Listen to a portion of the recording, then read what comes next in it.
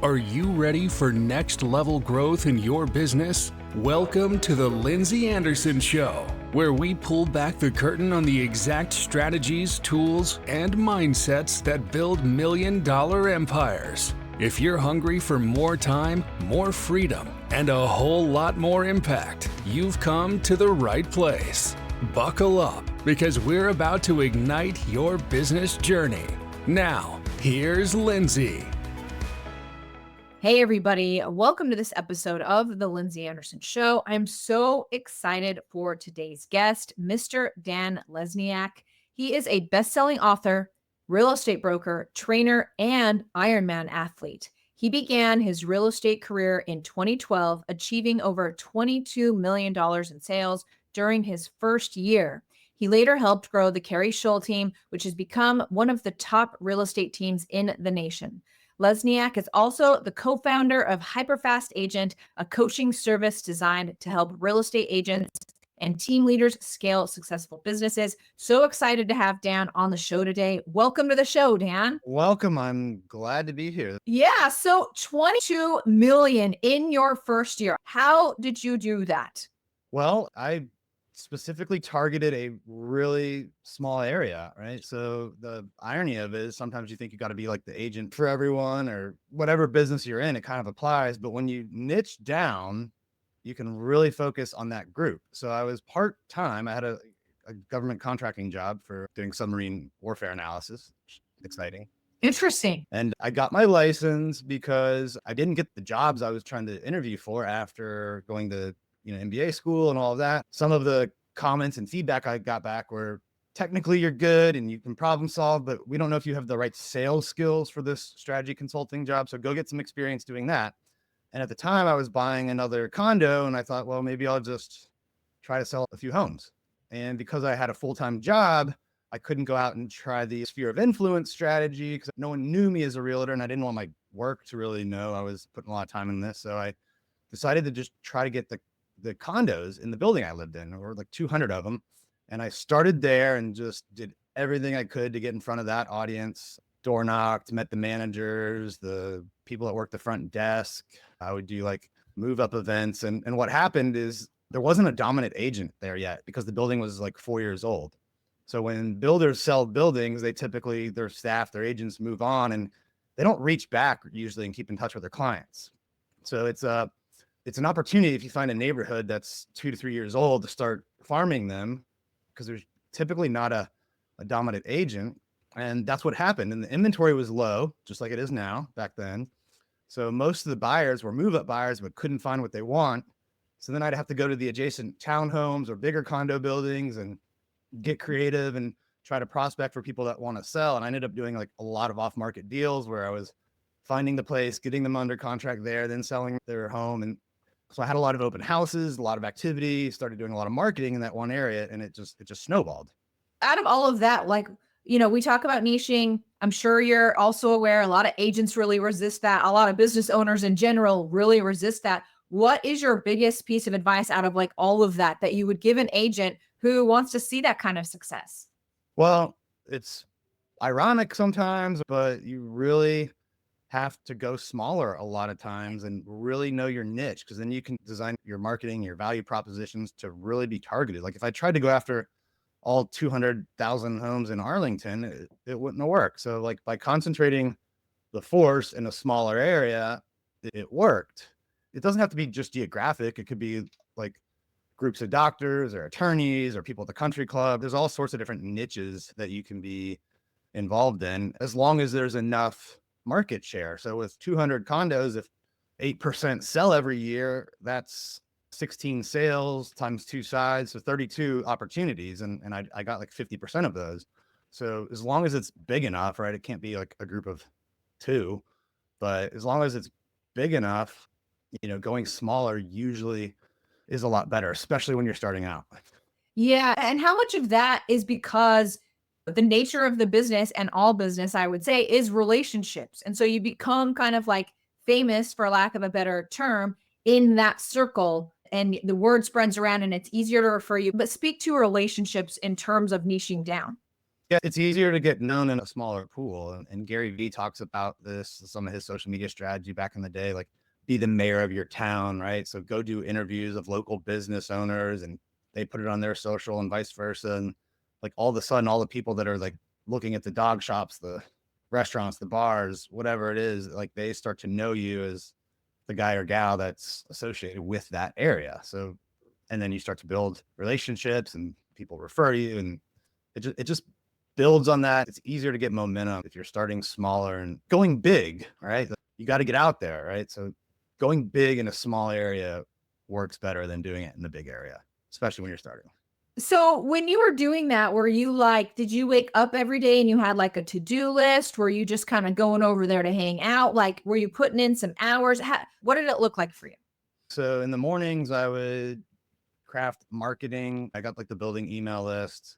I would scour like Craigslist. Nowadays, you'd use like Facebook Marketplace and Zillow and Fizbo sites to try to find people selling in the area or adjacent areas that were by owner. I would spend time talking to the different managers because a lot of times they would tell you who's thinking about moving, and then you could go knock on that door. So just all sorts of things like that when I was starting out. I did direct mail to that area, and direct mailing 200 people is like $100 a month to hit them once. Right? And I would do it 2 or 3 times a month. So just hit that one group of people like 6, 7, 8 different ways. I think that's really smart. Now, you're really interesting because you're a real estate agent, but you're also with EXP, and you're really skilled and talented. And this is where we had our first conversations around, agent attraction. Can you speak to the two sides of your business there?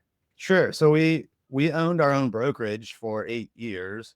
We left Keller. We were number 4 in the world at Keller Williams in 2014. Left, started our own brokerage. We're completely happy doing that. And then a couple years ago, someone finally got in front of me and showed me the potential of revenue share. And, I saw the ability to build this residual income, impact more agents, and also have a platform for the agents on our team to grow, and even if they outgrow the team, they could still stay with us at EXP. So I made the move there September of 22 and really focused on recruiting agents. I started with a warm list, people I knew. And then I think in my first 6 months, I sponsored 35 or so agents in my front line. And then when I kind of ran out of the warm list or people that knew me from social media, I picked up on cold calling, right? Because, I've called expireds before as part of my buyer and seller business, right? And calling agents is a lot easier, right? The numbers are more accurate. They answer, and they're usually not as upset as some of the sellers that have been called 8 times that morning before you called them. So that has been pretty effective. I think in my first calendar year there, I sponsored about 50 agents in my front line. Now it's looking like 25 in the second year, and the group has grown. It's about 350 people now. And Keri has, she's nested with the team under me. Her group's around 250 people. So we're getting paid as if we have like 600 agents. And that has been something that's really helped our family during the pullback in the market the last 2 years. And it's putting us in great collaborative relationships with agents. And we have agents now in like, I think almost 20 states. And it's been fun. It's been game changing. Yeah, interesting. And what I really liked about you is like your cold call mentality. Can you speak to like you got to build up those cold calling calluses? Speak to me about the world of cold calling. Yeah, cold calling is interesting. I've studied Jeb Blunt a lot, read a lot of his books on prospecting, and the bottom line is humans are hardwired to really associate social rejection with death. It goes back to our caveman days. If you got thrown out of the tribe, your odds of surviving were a lot lower because you didn't have them to help you gather resources and protect you from wild animals and all that, or other tribes. So back in the day, social rejection was almost a death sentence.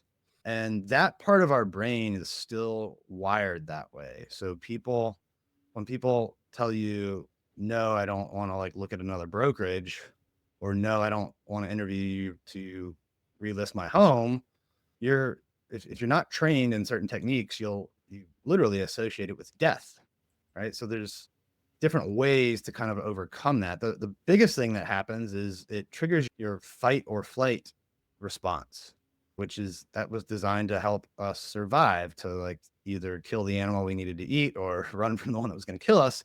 So the blood rushes like to all your muscles and away from your neocortex, which you need to think. So at the moment, when they tell you no or give you an objection, the moment you need your brain to work the most, it's the least capable. And you can really feel it in your solar plex. Like I've learned this recently, and it doesn't just apply to the business world. Like if you're in an argument with a spouse or loved one, right? That limbic system triggers it. So if you can learn to identify it and feel that solar plex tightening and then just give a pause, right? It goes away if you let it. If you don't, it just keeps on, putting you in this fight or flight mode. So you just have to have a pause. So when someone tells you no, or I don't think so, or this is why I wouldn't do it, you need what's called a ledge. It's just something to give you some time and space.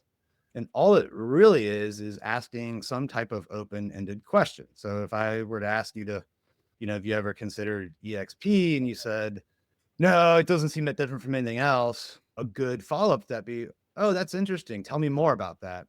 Or, oh, I understand why you might think that. Can you tell me specifically what's making you think that way? And there's just questions like that, then get them talking, because it's open-ended. And now you have that pause, and your rational brain can like take over, right? So that's kind of one of the specific techniques that I use.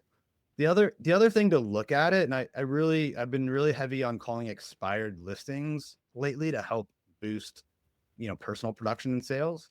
Okay. And, recently I got like a $10 million builder account that Keri and I are partnering on, that she did amazing, by the way, in the listing presentation with that builder. But the mentality really is to think of, there's a whole bunch of people out there, whether it's expired listings or agents you want to recruit, and a certain percentage of them need what you have to offer, right? Of those expired listings, 30 or 40% are going to relist in 30 days. Maybe it's with an agent they already know, or they saw marketing. Maybe it's with someone that called them. Same thing with agents, right? Like 30,000 agents are joining EXP every year on the gross side. Now they don't grow that much because of attrition, but 30,000 are joining. So of the million or so agents, and I don't know how many are active, probably way less, right? A certain percentage of them are going to join. And your mentality should be, I have a good product to offer.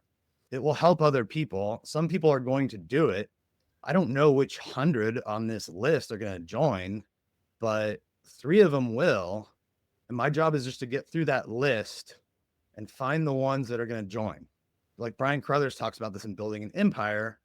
If you gave 2 people a deck of cards and said, find the aces, the person just scrolls through really quickly looking for aces and pulling them out. They'll beat the person that has white out and a pen and tries to make a 6 into an ace. So your job's not to be a convincer, it's to be a sorter. And really that applies with all types of business, right? There's people that need your product and service, and you just have to find them. I agree. Dan, that was really great information. To the tip about, being rejected. I think those individuals in sales can really, respond to that, because that's why people are so scared of sales, because we really hate being rejected. So I love how you kind of painted that out. Can you apply that? Because I know you're also really great on social media. So being on video and like basically being judged and getting over that hump on social media. Can you speak to strategies you did to overcome that? Well, it's really just repetition, I think, with any of these skills. And if I look back 6 or 7 years ago or 8 years ago, I'd probably hate the videos that were there. And now I've just made so many, it's like second nature. I think recruiting, I think prospecting for buyers and sellers, I think it's really all the same, right? There's a certain amount of what you do, percentage, whether it's calling, making videos, is going to work. You can bend the numbers, right? As your skill gets better, maybe you go from, it takes me talking live, to maybe I can go from 20 agents that I talk to and I sponsor one or book an appointment with one. Maybe I can get that to 15 or 10 over time as my skill goes up, but you'll never get, and same thing with videos, right? Maybe maybe the first 50 you make, no one watches, but then that 51st one catches fire, right? For whatever reason, you got better, the algorithm liked it. As as you're making videos, you might make 50 before you get a good one, right? If you start cold calling, it might be a month before you book your listing appointment, but now you have increased your skills, increase your confidence, and then the next one might only take 20 videos or 1 week of cold calling. So it's just about getting the repetition to improve your skills and confidence and make the numbers better. So you really have to focus on the actions when it comes to these, and make your goals action oriented, and not get emotionally tied to the results. I kind of feel like that's our theme here, right? Like emotions, they're great, but like they can I mean, how would you put it? They kind of on those sales calls, they can put you behind, like they can't serve you in some of these ways. Can you speak to that? Yeah, if you get too emotionally tied to the results and you have a streak of days or weeks of no results, you're just going to beat yourself up internally and not get what you need. And then it'll make your performance go down. If you were results focused and you were recruiting agents and you had a great day, you recruited 2 people in the first hour and booked appointments with them. So you stopped because you felt good. Well, maybe your next call was going to be someone that knows a huge brokerage. So you can't get too tied to the results when things are good and when they're bad. It works both ways. Have you always been like that, Dan? Like, were you just kind of built that way, or was it through study and repetition of your own that you came to, yeah, I need a system. I need to learn how to deal with rejection. What's the before Dan look like? No, I've struggled with it. I mean, I can't sugarcoat it. It took a while for me to get to that place, and I still struggle with it. It's just something you deal with and battle with and have to overcome. And, yeah, I definitely think in the past I got too up during the good times, which then it puts blinders on you, and then too down in challenging times. I always kept working hard, but I think the emotions behind it in the past have probably prevented me from having even more success. Yeah. Can you speak to the up times? Like I think we talk a lot about the down times, but yeah, people do have a tendency to like unplug, like coast along. Can you speak to that and how you handle that right now? Yeah, well, I think in the up times, the tendency is there's a couple things that can happen that really don't keep your ego in check. It's easy to assume that past performance will guarantee today's results, and that's not true. It's also easy to think that if you venture into something else, that your success over here will help there, and that's not true. Every day you really have to wake up studying what you're doing, studying how it could be better, and not getting caught up in the successes that you've had, because that necessarily won't get you to where you want to go next. Sometimes it can even stop it from. Yeah, I love that. Now, the real estate industry is obviously going through a lot of changes right now. What do you see as the future of real estate and what you're doing here? Yeah. So I don't think home sales are going to go up a lot next year. It seems like for the last 2 years, all of the pros and realtor associations, they're all like, yeah, next year it's going to go up 10 or 15% on the transaction volume side. I want to be optimistic about it, but I just don't see why that would happen with where interest rates are, with people's financial situations. So I don't think we're going to go from 4 million to 5 million or even like 4.5 million home sales next year. So I think if you're an agent, like, yeah, you want to hope for that, but plan as if the market is going to stay the same and really focus on getting market share.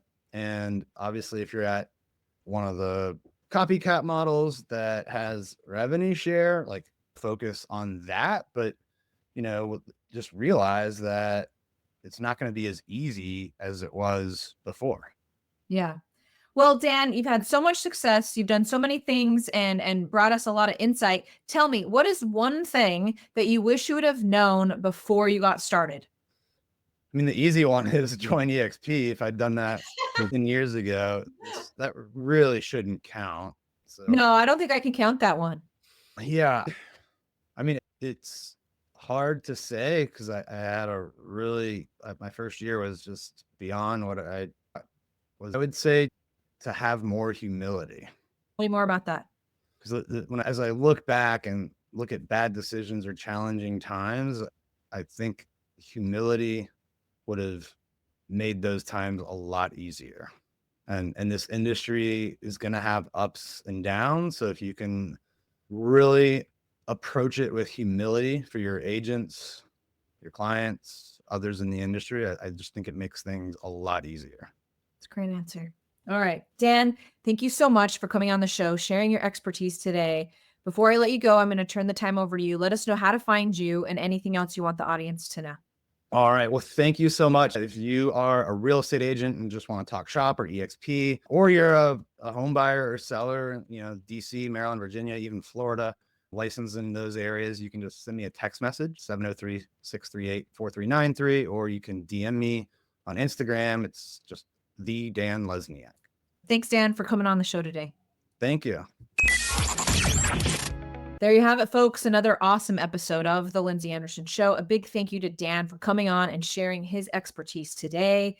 As a reminder, I have a workshop coming up. If you're looking to generate high-quality leads with social media and you're a realtor, or you are an insurance agent, or you are a service-based business owner, you do not want to miss this masterclass.